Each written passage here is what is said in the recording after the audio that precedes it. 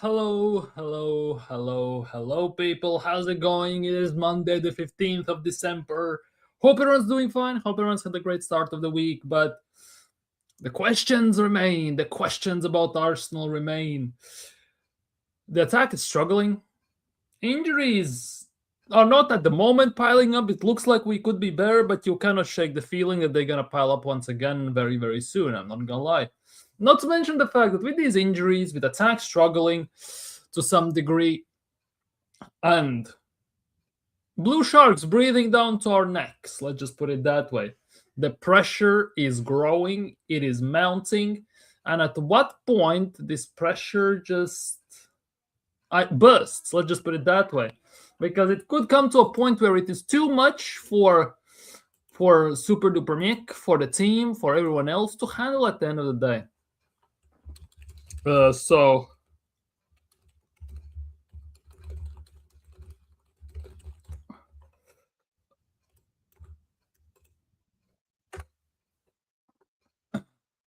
we'll have to wait and see. We genuinely will have to wait and see. But today we're going to talk in a chill atmosphere, hopefully, obviously, about injuries, about attack, about pressure, about everything that basically is concerning Arsenal these days. Let's be real.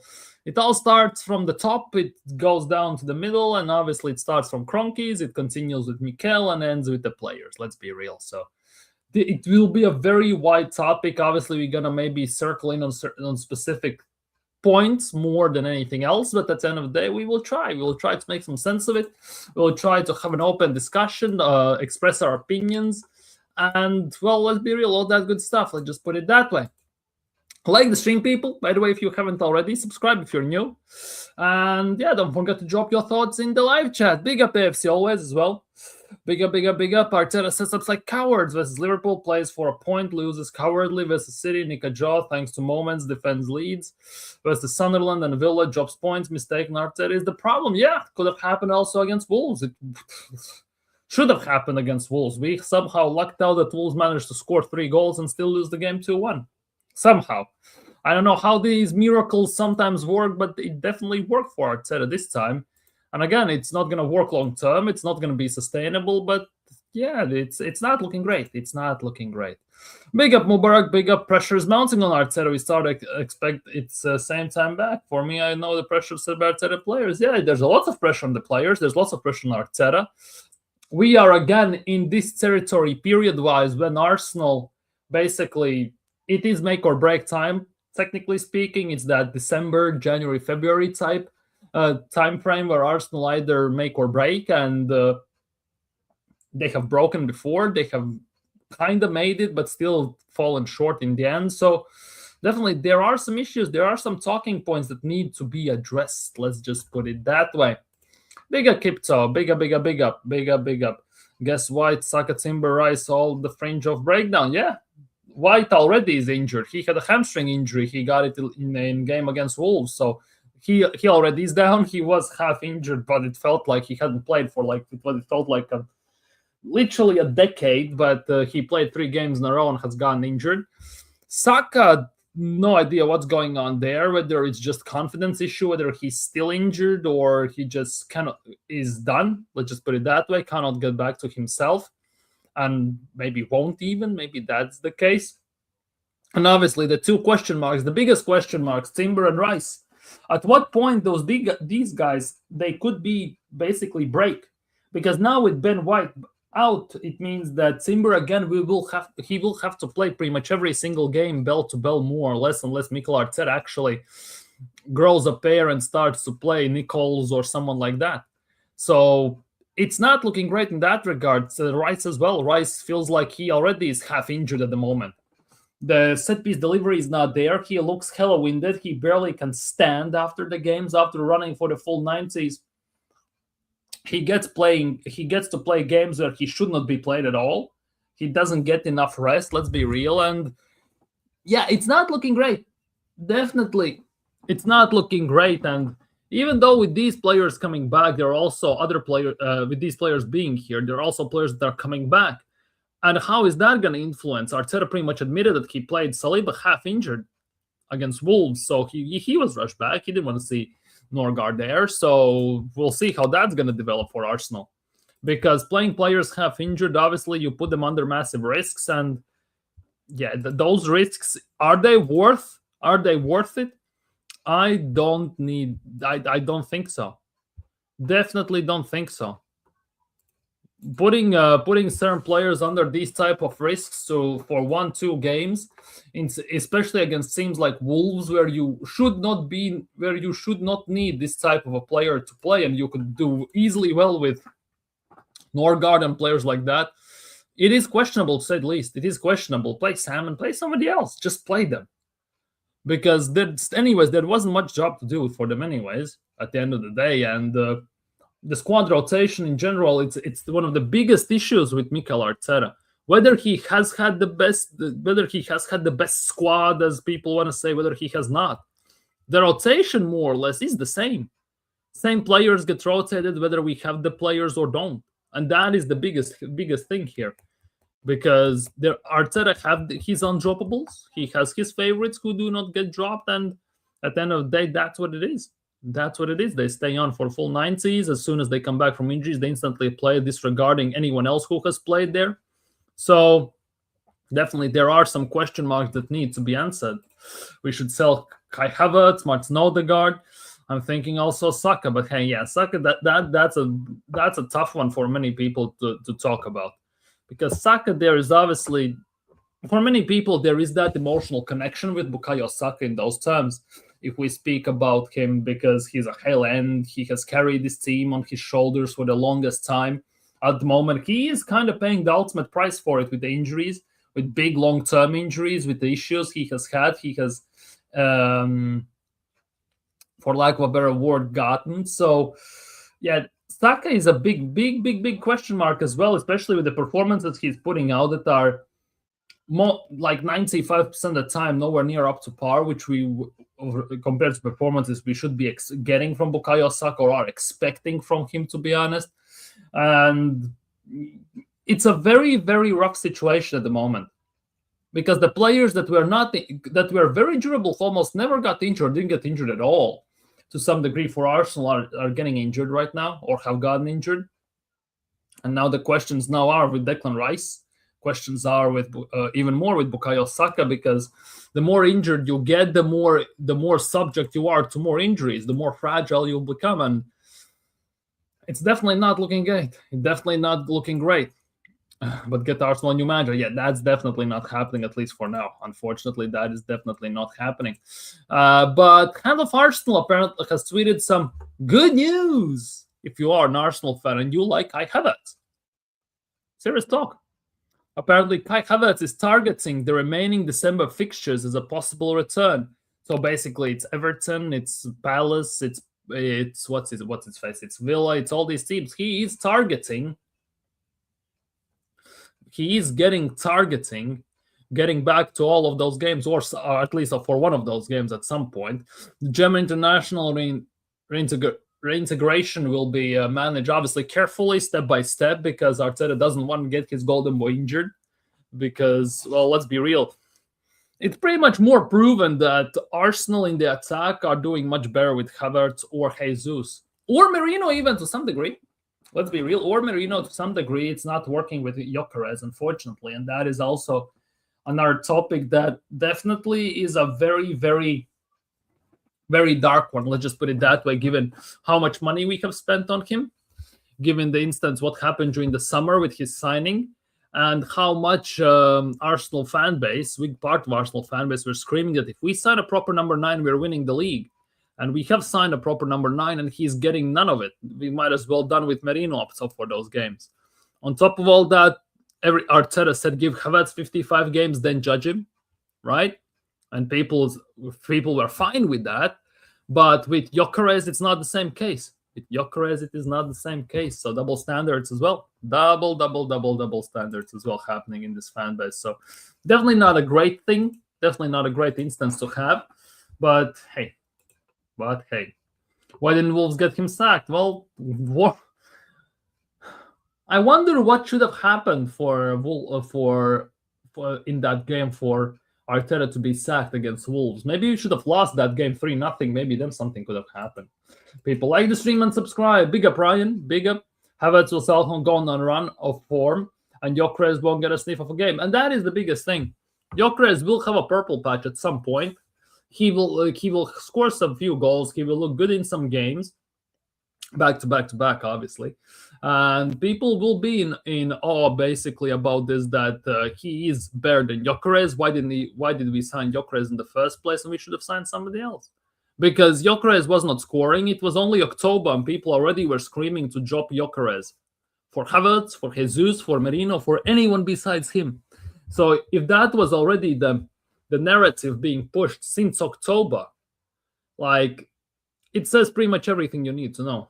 Everything you need to know. And that is the biggest worry, no matter how you look at it. That is the biggest worry if you look at it overall, because nobody's giving anyone time anymore. And to be honest, to some degree, we should not give Gyökeres any time, because he's a proven goal scorer. But the way he has played, the way he has been treated, the way we don't feed him the ball, we don't play to his strengths as well, it's not a great one, is it? It definitely is not a great one if we are looking from that perspective. Let's just put it that way. Definitely not looking great from that perspective, to say the least. But yeah, Arsenal injuries, by the way, are a very weird one if we are looking from that point of in general, because if we look at the Arsenal injury history in general, right? If we look at Arsenal history in general, Arteta ruins attackers, not just attackers, quite a few other players. Big up, Hendon. Big up. We are not passing Victor Gyökeres the ball. We can't just... Exactly. Give him 55 games. Give him 55 games, to say the least. If you look at Arsenal's injuries, it's actually quite interesting to look at. These are the August injuries Arsenal had. Like, physical discomfort. Let's be real. It's not a physical discomfort when you get injured massively before you have a hamstring or ACL or something like that. Ben White, Norgard, Ben White again, Odegaard, Saka, Trossard, and Saliba. Then you move to September. Shoulder, still shoulder, by the way. Physical discomfort. With Ben White, it has been only physical discomfort. And knock injury, physical discomfort. Noni Madueke, a knee. Hincapié had a groin. Jurien Timber had a leg injury. Very vaguely said, but it is what it is. Then we move to October. Gabriel Magalhaes gets a knock. Yeah, that's one hell of a knock when he's out for like 3 months. Odegaard, knee injury. Declan Rice, back injury. Ben White, physical discomfort once again.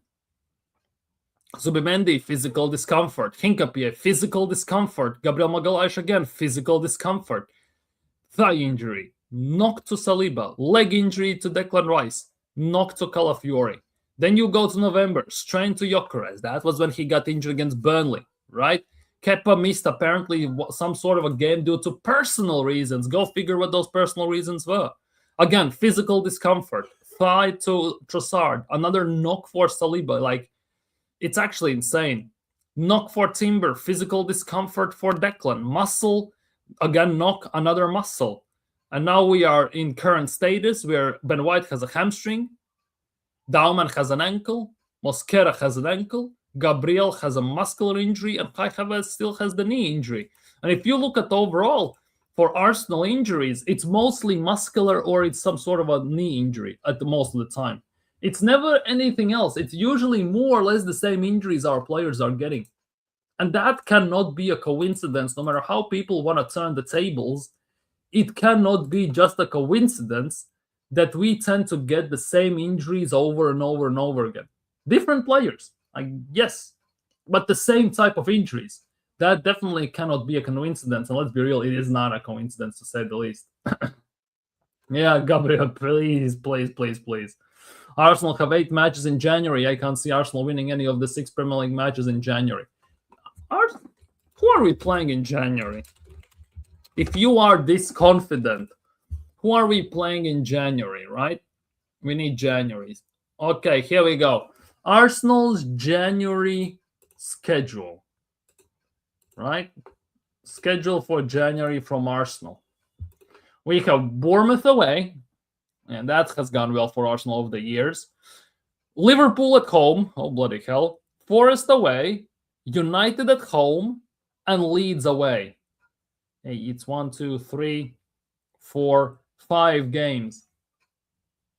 Oh, not gonna lie, it's a hell of a tough one because we have to play at home against two teams who in general don't have very good games, and all the away games for us are teams that have always been a pain in our a thorn in our side overall. So definitely this January schedule is not looking great. It's definitely not looking great, to say the least. It's a worrying one. It's a very, very worrying one. Let's just put it that way. Yeah, Man United are 1-0 up on Bournemouth. Ahmad has scored, but we'll see how that's gonna go. Madrid sacked their medical staff for their players getting reoccurring injuries. Maybe we need to do that as well. Yeah. Saying that, we have car park for training. We are basically training on concrete. But also, we cannot discredit the fact that Mikel Arteta's intensity in trainings is way over the top. We are doing the same physical training it feels like we are the players tend to do in preseason just to get back in shape. That's what it feels like. And given the fact that we play, let's just say 2-3 games a week sometimes, when they have the time to rest? When do they have time to rest? Let's just put it that way. Intensity training. Gabriel said himself, sometimes we cover more ground in training than we do in matches. We run more. Declan Rice said, I thought I was fit when he came from West Ham when they won the Conference League, right? But then he came to Arsenal and said, well, I was nowhere near fit. My legs were gone in a few days. And it's more and more and more. And that anonymous one who said that Arteta's training is so excruciating that even if you give less than 5%, if you drop the intensity by 5%, he makes you do everything over again. Like that also it's already worrying, very worrying. Let's just put it that way. Big up Godfrey. Big up Godfrey. Hope you're doing well. One of the Liverpool fans said that the Arsenal fans are not looking at the source of the injuries, which is the manager, because it's all types of injuries that are not unlucky or 1 in 1,000. Oh my God. 1 in 1,000 unlucky. You cannot tell me that different players, yes, but they get the same type of injuries. It's knees, it's muscular, it's hamstrings, it's ACLs. Mostly the same type of injuries. It's not like, or ankle, obviously.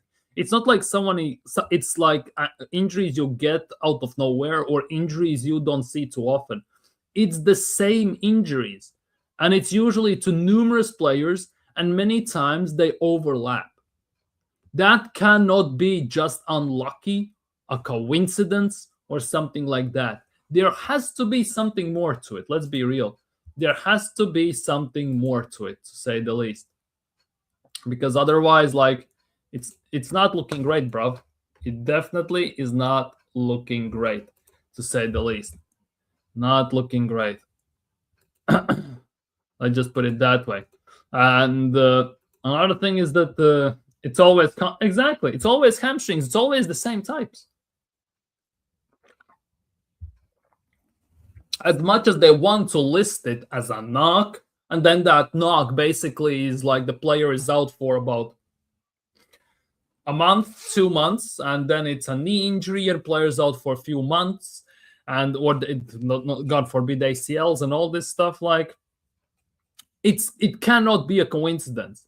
It's the gruesome, excruciating training regimes basically the players have. It has to be that they're overtrained, overplayed, and it's not looking great. These injuries need to be investigated. Yeah, they need to. They should be investigated. But will they get investigated? I am genuinely not so sure, to say the least. Because where is it? Where is that graph? Where is that graph? I need to find this because, yeah, this is the one. This is the one.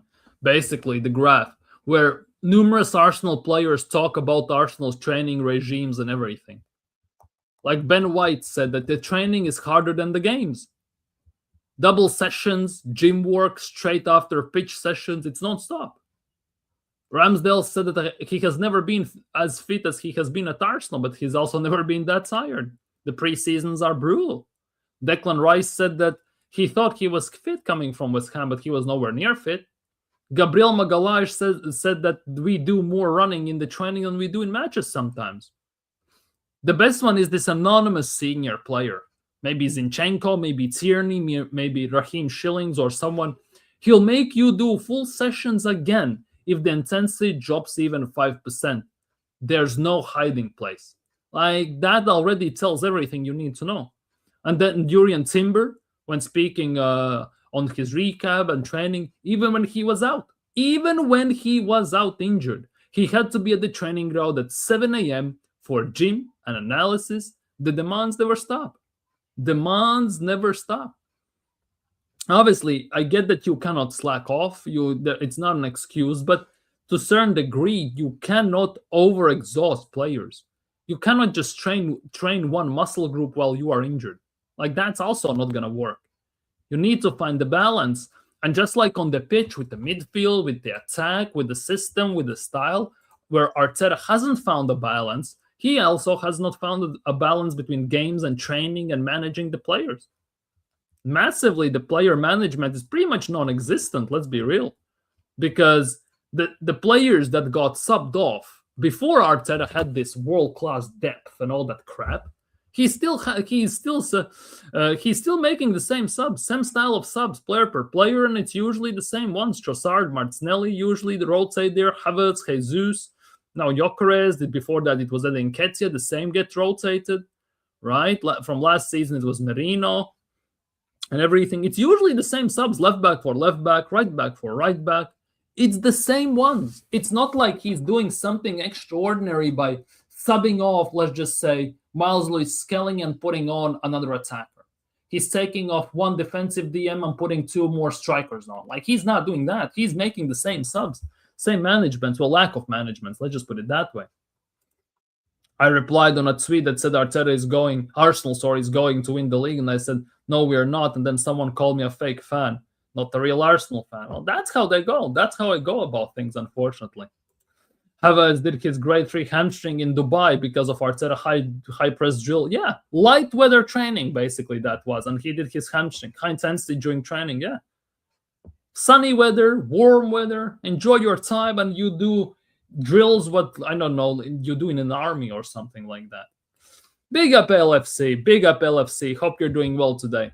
What are your expectations? Just curious, what are your expectations from Arne Slot now? You are on a bit of a roll. Do you think it's going to continue? You are playing Spurs away.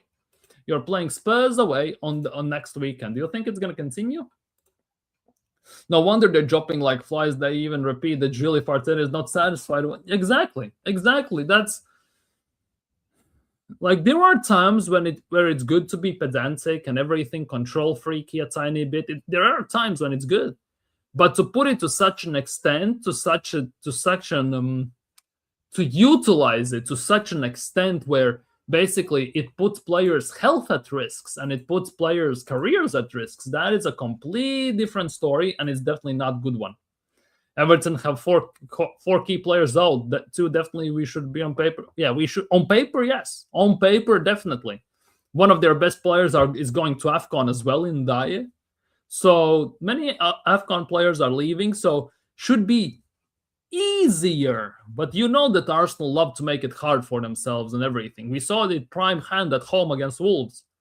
And we tend to struggle against Everton away. Yes, we tend to struggle at Goodison Park. Yes, they're playing in their new world-class stadium. Let's just put it that way. But that doesn't mean anything. It's the team on the pitch that counts. The players' attitudes, the players' dedication to the game, to the cause, to the manager's style, to belief in the manager. And obviously, it's going to be a tough one without shadow of a doubt. Big up, Dr. Seymour. Big up. In today's episode of Rationalizing Miguel's Nightmare. Yeah, basically. Big up, Gavin. Big up, Gavin. Arteta gives you hope, and most channels the pressure with it. Arteta then it talks, yeah, it's all the time. He comes up short, and then at the end of the season, he says, oh, we came up short, but every year it's about going one step further. Every year, don't settle for second, go for the first. And when I sit here, and many other channels sit here on this platform and say that they are not satisfied with second and they want trophies, we are the ones that are getting called toxic and negative. But we actually are saying what Mikel is saying at the end of the day. Not to mention the fact that he says you have to take one step forward every season. If we go by last season's standards, we should get in a final in Champions League, in Carabao Cup at least. We should win the league because we finished second last year, and we should get to like fifth round of FA Cup. That's the nuts one. Big up Terry Tibbs. Big up. Pep is such a baller of a manager. Look what he did yesterday. Bernardo from the wing to CM, switch the wingers around, move Reinders up top with Haaland, and he's a bigger body. Yeah, he's a very smart manager. Yes, yes, with signing Haaland, there was a tiny bit of time to adjust because I don't think I would say since Edin Dzeko, they didn't have that out-and-out target man up top to some degree, right? But he adjusted his style, he adjusted his system, the players he had to make the best out of it, and it's working. He has plans and ideas how to play when he has Haaland up top, when he doesn't have Haaland up top, when Haaland is injured or when he's being rested. He has everything figured out.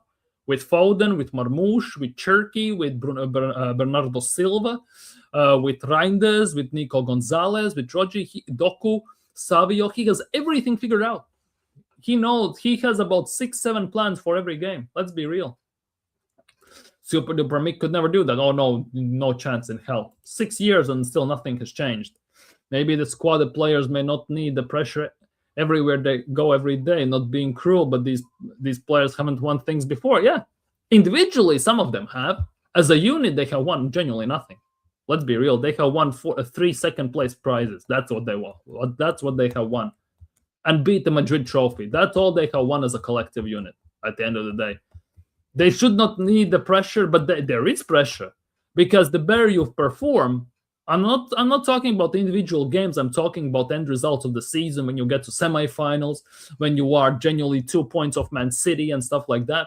The pressure is gonna rise eventually, and no matter what, because the expectations are also gonna grow. People will look at this and say, "Well, we were genuinely a leg hair short of winning it. So next season, I expect us to win it," because with performances, expectations grow as well. Let's be real, and this is where I understand also top Gooners to some degree when we go undefeated and we have the best squad as it's presented. They want the quad. We're going to beat them all.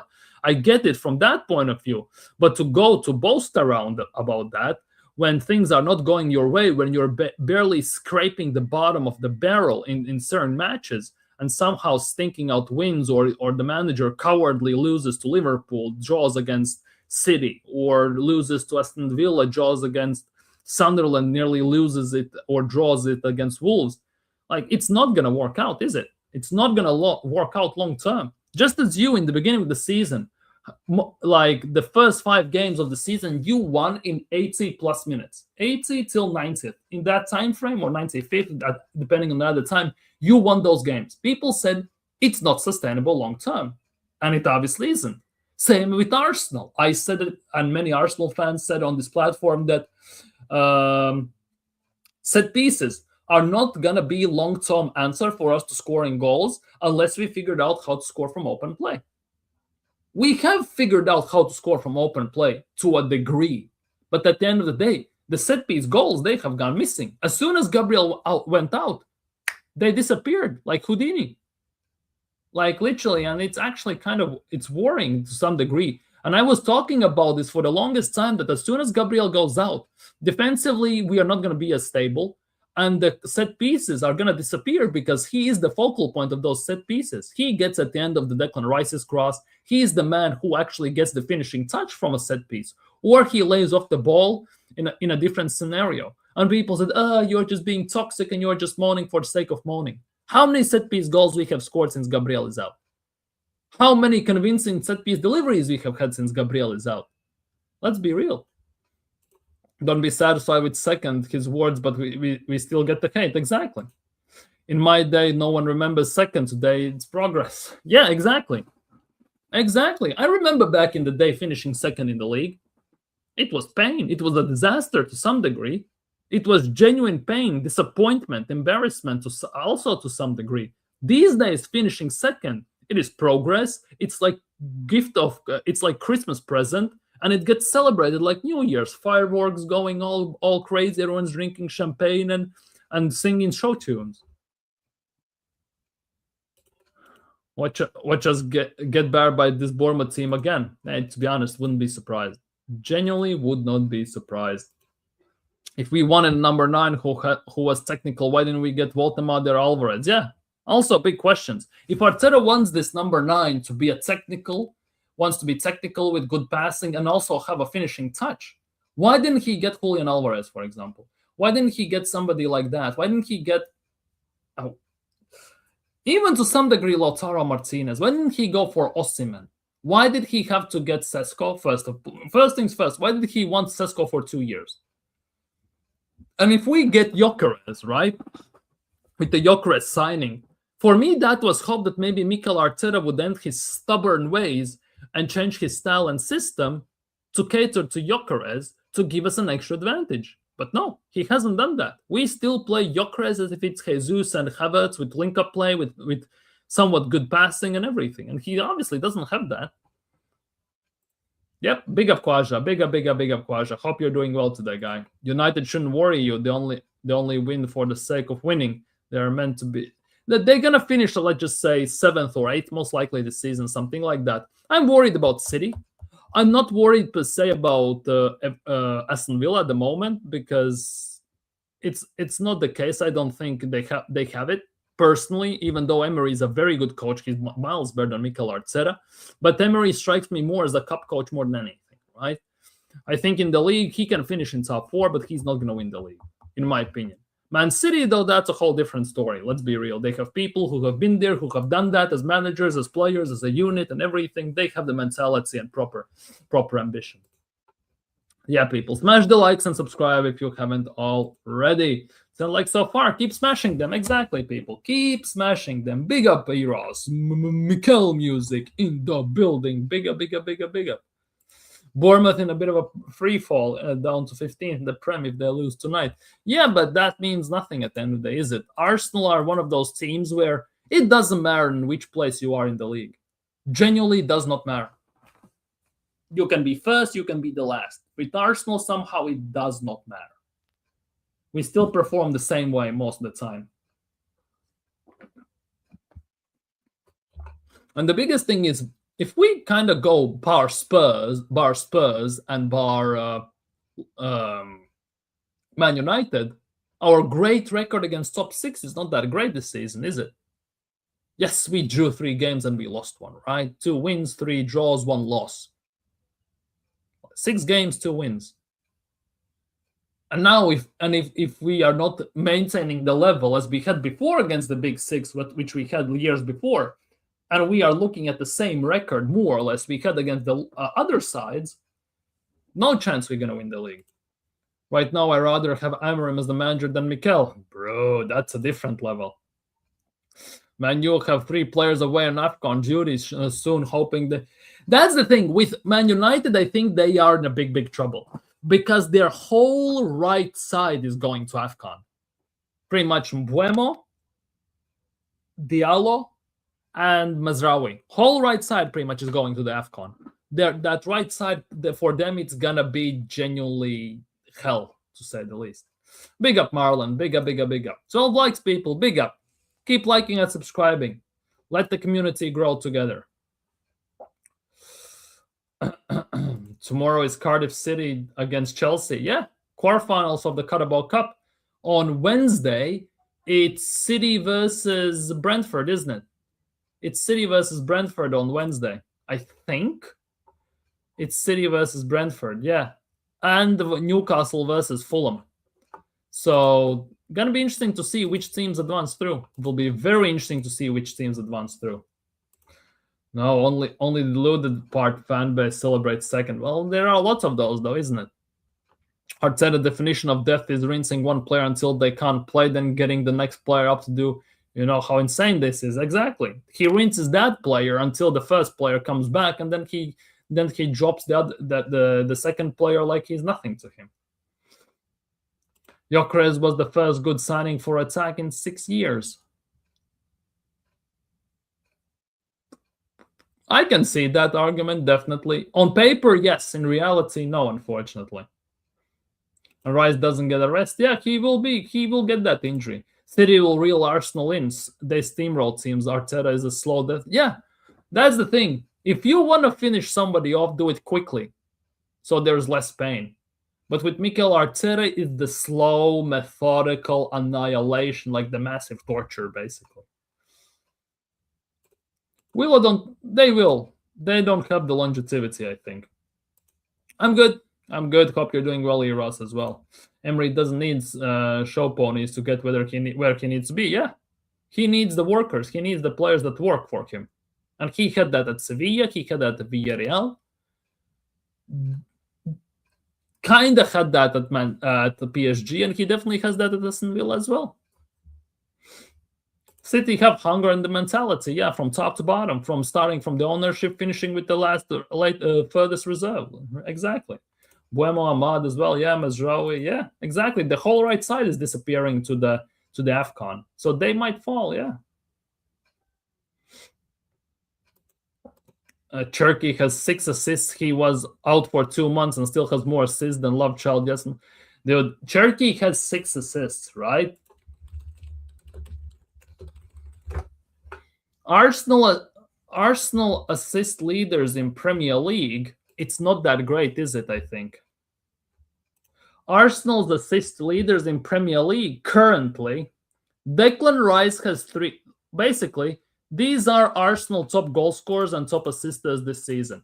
If we want to get into this deep dive, these are Arsenal's top goal scorers and top assisters. Assists in 25-26 season in Premier League specifically. You know how nuts it is when you think about the Cherki has 6 assists and he has been out for 2 months. That's actually insane. Pep fixed his squad in January and they adapted them quickly. Exactly. Man City started their rebuild from last season where they struggled already in January, continued it in summer, and now they're seeing what happens. They're seeing now the fruit. Arsenal, well, they sat on their hands and did nothing. Yeah, Pep has elite mentality, exactly. Still Manchester United, yeah, still 1-0. Exactly. Rice, Timber, Saliba all rushed back, not 100% fit. And the worry is that Saliba already played injured, so I wouldn't be surprised if he gets even more injured to some degree. United don't have the squad depth, but they act like top. Yeah. I was talking to Rasta Stocks about this as well this morning. I was talking about that as well. Man United act as if they are kingpin, basically. But they don't have the depth to back it up at all. I can see Norgard going right back, bro. If that happens, pack it up, pack it in, and that's it. We're Declan Rice and Big Gubby FC, yeah. If they are both out at the same time, well, it's going to be hella long. Josh Nichols, the right back option, and Salmon, the center back option as well. Yeah, and one of them could have played against Wolves, easily. One of them could have played against Wolves without shadow of a doubt. Chiesa won't get minutes. He will pull up injured if he starts the game. Maybe, but also maybe not. You never know, to be honest. Chiesa has saved Liverpool in quite a few games. And Rice already is burnt out. Yeah, he barely can stand after the games these days. He barely can stand after the games and everything. Bournemouth are about to score, people. Bournemouth are about to score. Let me know who scores. Love child, never meant to be love child. Born in poetry. Love child, never meant to be love child. Look at me. Yeah, Sam and Nichols are both good. Exactly. Marlon knows about the Supremes, but I don't know if Odegaard does his different type of love child. And that's a different type of love child. Those are the ones you keep under wraps. Let's just put it that way. It's like from your second misses and when you don't want to find out. Semenyo has scored for Bournemouth 1-1. Yes, Semenyo 1-1 for Bournemouth. Speaking of which, do you think Arsenal are going to sign anyone in January? We are literally 16 days away. 16 days away. Do you think Arsenal will sign anyone? By the way, as well, speaking of days away, right? In 4 days, 4, 19th of December 2019. The day when Super Duper Mick became Arsenal's manager. Officially. In 4 days, it's gonna be 6-year anniversary. Might need to do something special for that stream. Not gonna lie, and that is Friday as well. Oof.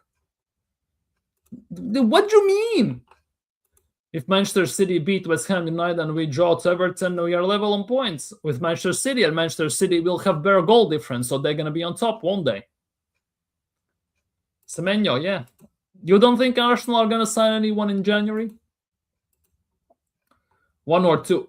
Who are we signing in January then? 1 or 2.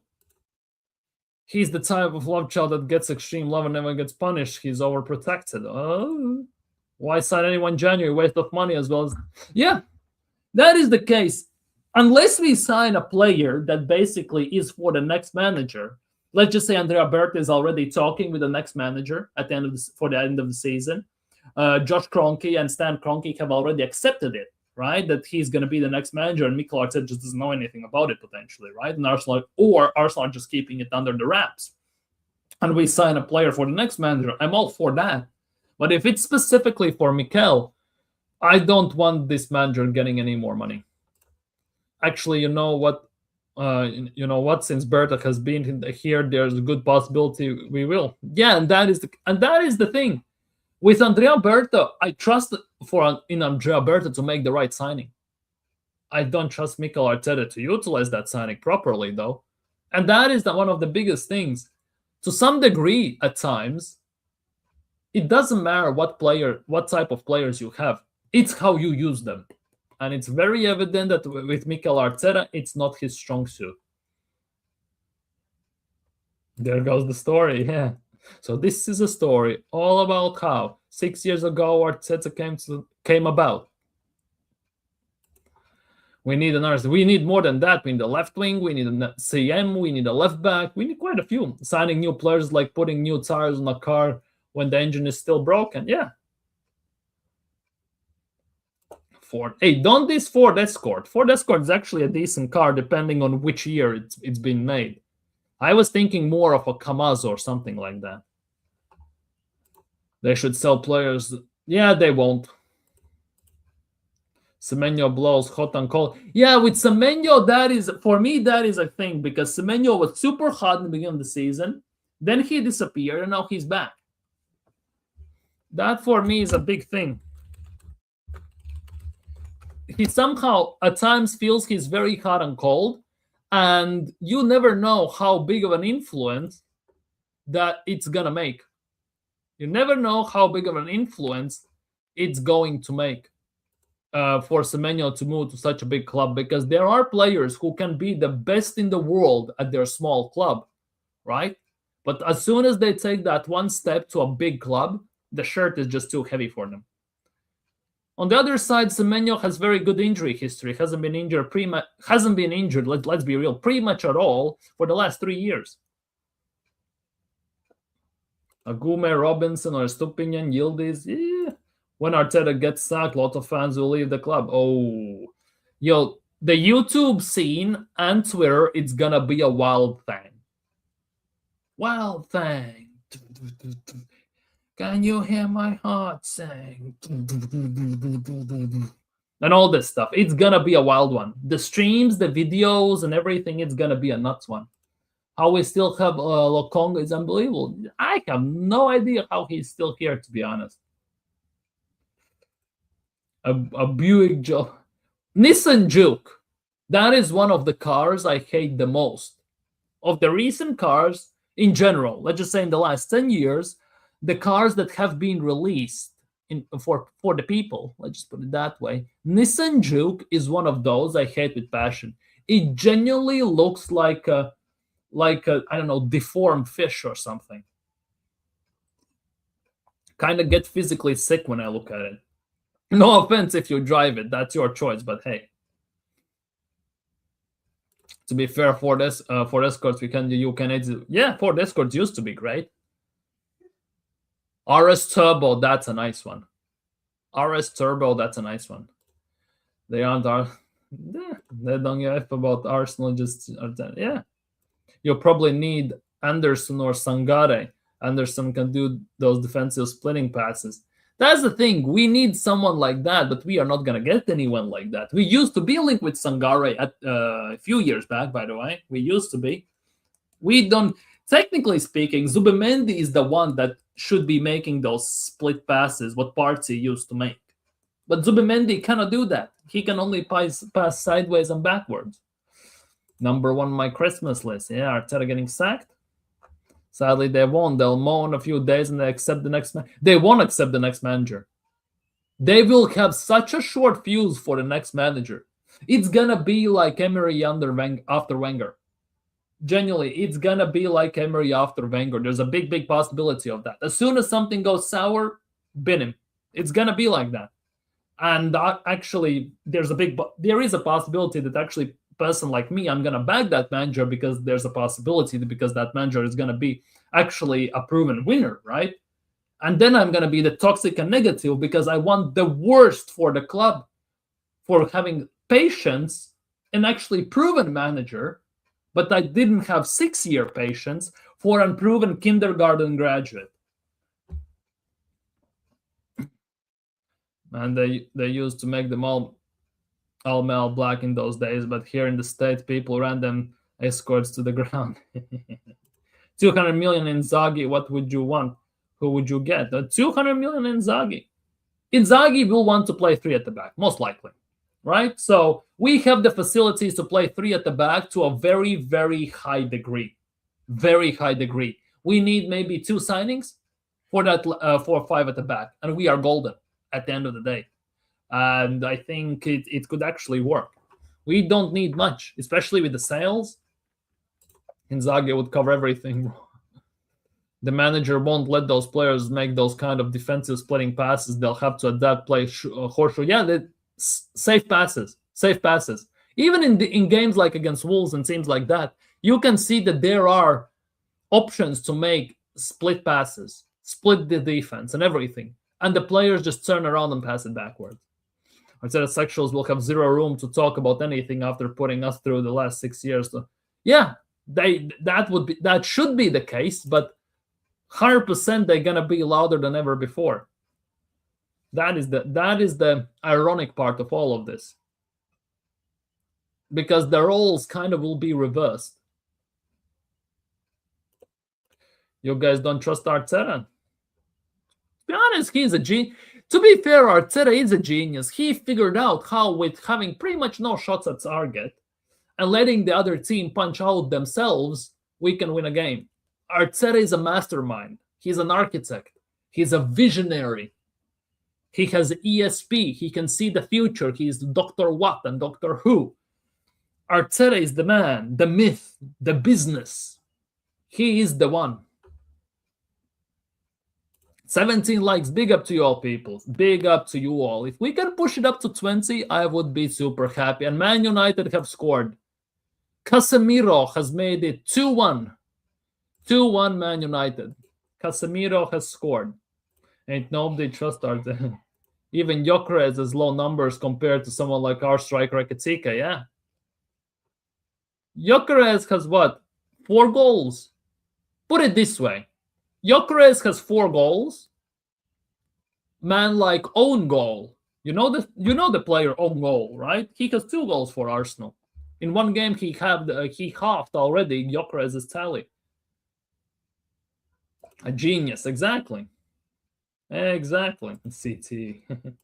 Be funny if we win the double once this fraud leaves.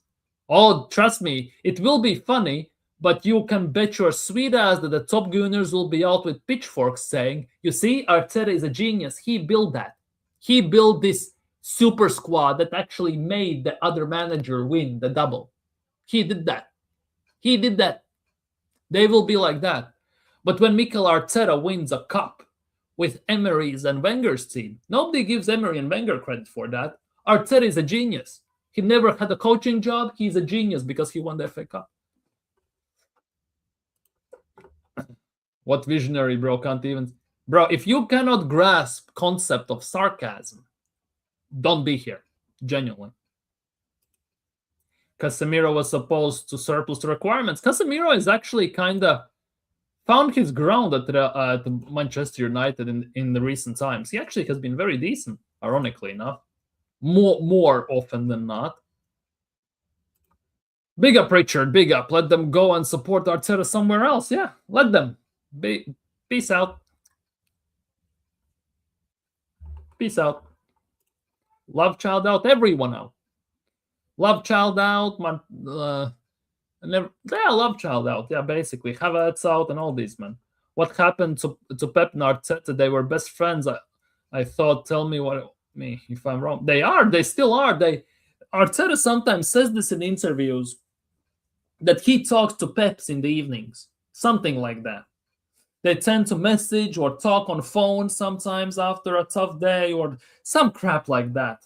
Like when usually Man City play Arsenal, they get asked about relationship with Pep, and they say, "Oh, we still have good contact. We keep tabs on each other. We talk to each other almost every week or month," or crap like that. They always say some shit like this. Ekitike and bad. Ekitike is not bad. Ekitike definitely is not bad. Man, you annoy me. Seriously, shouldn't be anywhere near a European place. Yeah, but that just shows how bad the league is, isn't it? That just shows how bad the league is at this current stage.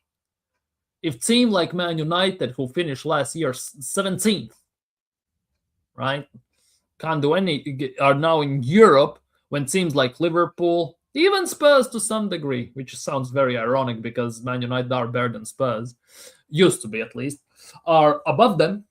And teams like Aston Villa have overtaken them and everything else. Like, it just shows how bad the league is. When the Sunderland are up there and all this stuff, like, come on. Man U, yeah. Do you think we'll get anyone in January? Do I think that? Yes, I do. No idea who, but we're gonna get someone in January. I strongly believe so, because one thing that we have now we didn't have before is Andrea Berta. And I have faith and trust in Andrea Berta to do some business at the end of the day. Maybe even some sales. I'm going to be honest with you. But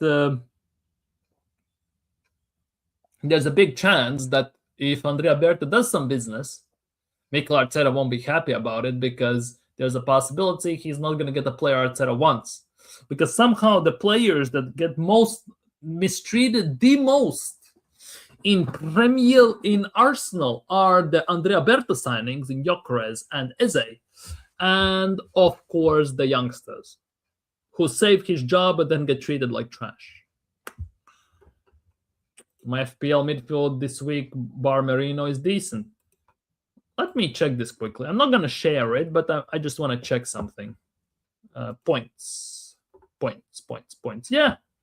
My midfield actually, besides, not gonna lie, Bruno Guimaraes is actually somewhat decent.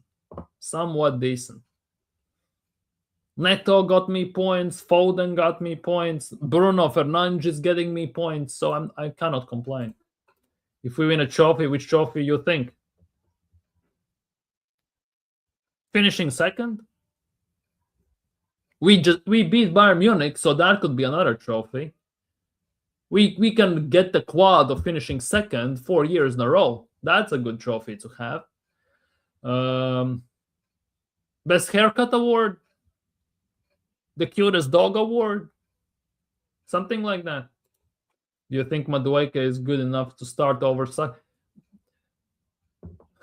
Overall, he's not good enough to start over Saka, but he should start over Saka just based on the sole fact that he was on form. He was on a high note after that Club Brugge game, and he didn't even get to sniff the grass on the warm-up side in the game against Wolves. Big up, Cabral. Big up. Man, I'm really excited. We have a lot of games coming up, right? We have lots of games coming up, but definitely not. I'm not too excited because January schedule is looking like hell. We have at home Liverpool and United, and we have away Bournemouth, Leeds, and Nottingham Forest. 3 teams we're going to struggle against away, especially against Forest and Bournemouth, obviously, and Forest as well, because Sean Dyche is going to do a mezza in that game, I somehow feel.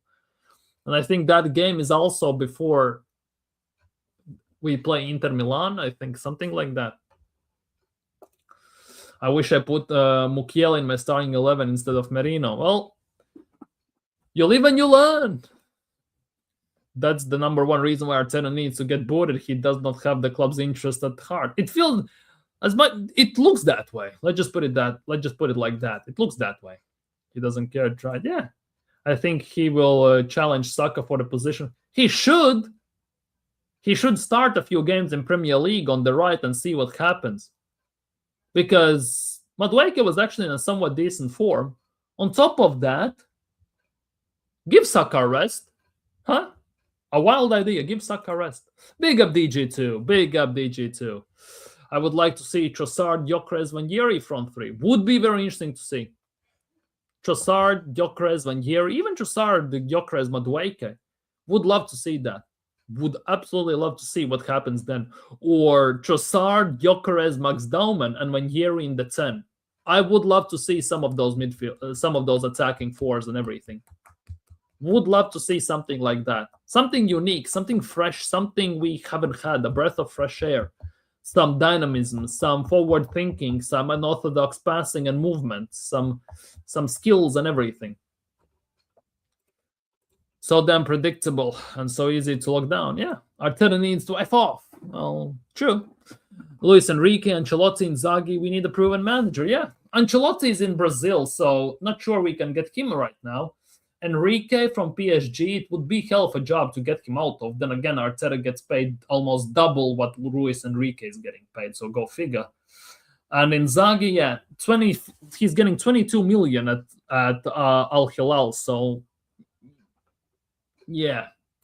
Trossard is pop. Yeah, he is. He is definitely. And again, he got injured, unfortunately. Unfortunately, he got injured. And that is, for me, a big worry at the moment because I'm going to hold my hands up high. Sorry, I'm just playing with this star. It's distracting a tiny bit, I'm not going to lie. Because I'm going to admit, I was one of those people who said that we need to sell either Trossard or Martinelli. Due to age, I said it could be Trossard, but I was leaning still quite heavily towards Martinelli because he's been quite crap, I'm not going to lie, in Premier League over the last 2 years. And now, ironically enough, our season kind of depends on Trossard coming back because unless he plays on that left side, it's very, very useless, that left side, to say the least. I thought we will win the league in January. I thought we will win the league. Weren't we the October champions already? Shouldn't we have won the league by October? Like we should have won the league already, shouldn't we? Based on the squad depth, the best manager, best players, and everything according to top Gooners. Luis Enrique for sure gets under the table money. Well, I think the thing is, it's not under the table money. I more believe about the fact that obviously Pep excluded in this regard, right? But managers like Hansi Flick, right? He gets what, 6.3, 6.5 million at Barcelona, but he gets a very nice bonus if he wins La Liga, if he wins Champions League, if he wins Copa del Rey, if team achieves specific goals, certain goals. I think with Luis Enrique, it's something similar. He gets 8.6 million a year, but let's just say he gets 2 million on top if he wins Champions League like he did last year. For example, right? Would stand to a point. It also, to some degrees, many players' salaries and very big clubs sometimes are very low, right? But the goal incentives they have in their contracts based on performances like clean sheets, goals, assists, trophies, specific ones, and how they perform, give them those extra incentives to perform better because that one bonus they get actually is more valuable than overall salary. Because if Luis Enrique, let's just say, gets 8 million a year, right? It gets taxed, obviously, and all that crap. He gets, let's just say, 3.5 million. And then he gets 2 million bonus on top, and it gets less of a tax because it's lesser amount of income depending on where he gets it. Obviously, I'm just speculating here, right? And he gets as well. And let's just say he gets that 2 million bonus for winning the Champions League, right? It gets taxed, and he basically almost gets half in that one bonus than he gets in the whole salary. Like, there could be something in those terms as well. Something definitely could be like that, unless you're in Saudis when you get all up front and there is no taxing. That's actually an insane one. Saka needs to be rotated to manage his minutes. We've been saying that for 4 years now. Still hasn't happened, by the way. Give Yeri more game time. We've been saying that for 2 years. Still hasn't happened. And Eze in the 10, we've been saying that for the whole year. And Arteta, as soon as Odegaard back, pushes him out on the left wing or bench. You see the irony in all of this. It somehow all starts and begins with Mikel Arteta. Ironically enough. People were saying Bayern weren't getting made fun of for drawing, but the difference of us is that they are 10 points ahead and we are 2. Yeah. Wait, Bayern drew on the weekend, right? They didn't lose. Yeah, they drew 2-2. So, hold on. Bayern Munich still haven't lost a game this season. Besides, well, no, they lost to Arsenal, never mind. But besides Arsenal, they haven't lost a game, have they? This season overall. That's another trophy, by the way, Arsenal can frame on the wall. We beat Bayern Munich trophy. Finally got over the hump. And all this stuff. Unfortunately, Ghana isn't in AFCON, so Semenyo will be turning up when we face Bournemouth. Yeah, Ghana is not in AFCON, so Semenyo is going to be here. Interestingly enough, we're going to be interesting to see how we'll deal with Semenyo. Obviously, he plays on Timber's side, so it's going to be a very interesting battle there, without shadow of a doubt. We are cooked. Odegaard needs to be dropped. Sell him in January. Seriously, sell him in January and sign someone instead of him, without shadow of a doubt. We have to face the fact that Arteta's favorites only get rotated when they get injured. We also have to face the fact that none of Arteta's favorites are going to leave until Mikel leaves. That is also one big issue we need to address. Yes, against Mainz, yeah. Kane scored a late penalty. As always. That's why Arteta needs to be sacked. And the hope is next year. See, again, always next year. I hate this. Like, it is with or without Arteta. It's always the next year, you know? Like, cannot escape it, can you? Genuinely cannot escape it, to say the least. Sadly. Sadly. But yeah, people, I think on that note, I'm going to end today's stream. So if you haven't already, smash the like button. Subscribe if you're new. Hopefully going to see you all tomorrow on the stream. But for today, I'm going to be signing off. So take care. Stay safe. Have a great week. Thank you for being here. You have all been amazing. Thank you so much for your support. And hopefully, we get some good news very, very soon. Hopefully. But time only will tell. Peace.